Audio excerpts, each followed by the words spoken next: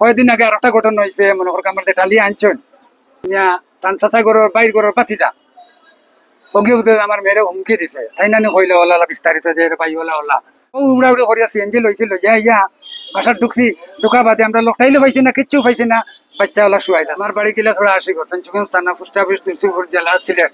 আমার নাম রুমান। আমার মেয়ে দিছি এখানে উসলা ভাড়া পড়ার জন্য, উনি খালাই আনছেন দায়িত্ব করছি। আনার বাদে আমার বাচ্চা অতটুকু পড়তে পাঠশালা পড়ছেন, তাই পড়া বাদে বালিকা উচ্চ বিদ্যালয়ে তাই ভর্তি করছেন, তাই গার্জেন তাই সব তা অকলতা। আমি মনে করো খালি ফোন মাতিতাম, তাই তাই সব কিছু দিতাম। তখন সকালে ফোন দিছেন আপনার দিয়া আমার কাছে ফোন দিছেন, আমার স্ত্রীর কাছে ফোন দিছেন, দিয়া কইছেন তোর ফুরিয়া দরজা খুললেন না, তুই সকালে দরজা খুলেন না। আমি উঠছি, ঘুরতে উঠে আমার পরিবারের জিজ্ঞাসা কি হয়েছে, বলে সুরাইয়া ইসমিন রুহিয়ে দরজা খুলেন না, আমরা যাওয়ার লাগি। ও উড়া উড়ে করিয়া সিএনজি লইছিল ইয়া বাসার ঢুকছি, ঢুকা বাদে আমরা লোকটাইলে পাইছি না, কিচ্ছু পাইছি না, বাচ্চা ওলা শুয়াই আছে। ও পর্যন্ত পাইছি, গলাত ফাঁসিও লাগাইল পাইছি না, খাটা পাইছি আইয়া শুয়াইলে আমার বাচ্চা কুকুরাই ও পর্যন্ত।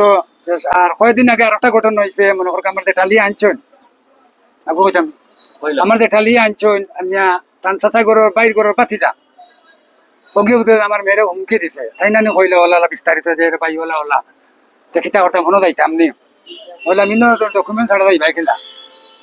আমি কইলাম দে আরে কাম করো, আপনি কইলে আপনি দায়িত্ব নিতা, তোকে দায়িত্ব নিয়া আপনি সমাধান করলাম। আপনি আমার মেয়ে ছোট, হে কত বড়, হে ছোট ভাই এটা করে এখানে, হে ছোট বোন হিসাবে এটা করে হুমকি দিত না আমার মেয়েরে, কোনো ক্ষতি করছে নি, আপনি দায়িত্ব নকা কইলা এগুলো ভাই তোমার মেয়ের কিচ্ছু হইতো না, দায়িত্ব তো আমি এমন বিয়া শাদি সব তাই হয়েছেন দায়িত্ব নিয়ে আনবা।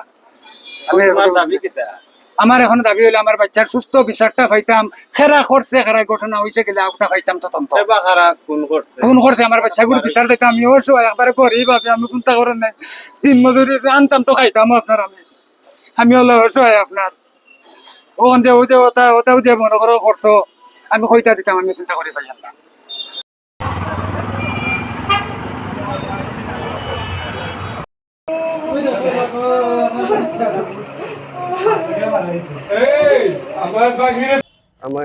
আমরা তো রাত্রে 11টার দিকে খাওয়া দাওয়া করছি, খাওয়া দাওয়া করিয়া ঘুমাইছি, তাই রুমও ঘুমাইছি, একলাম মাদ্দুর রুমও, আমরা ভিতরের রুম আমরা দুইজন ঘুমাইছি।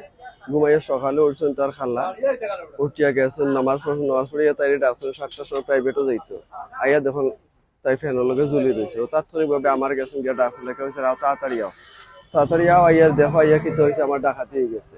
আমি উঠে আইছি, সাথে সাথে লগে ফাঁসের ইউনিটের বাবিরে ডাকছেন, বাবি আইছেন। তারপর আমি লাস্ট সামনে দৌড়ছি, দৌড়িয়ারি আঞ্জা করে দৌড়িয়া বইছি, বাবিয়ে ওটা খেঁচি দিয়ে উন্না খাটছেন, খাটিয়ে লামানিছে। এরপরে আমি প্রশাসনকে জানাইছি।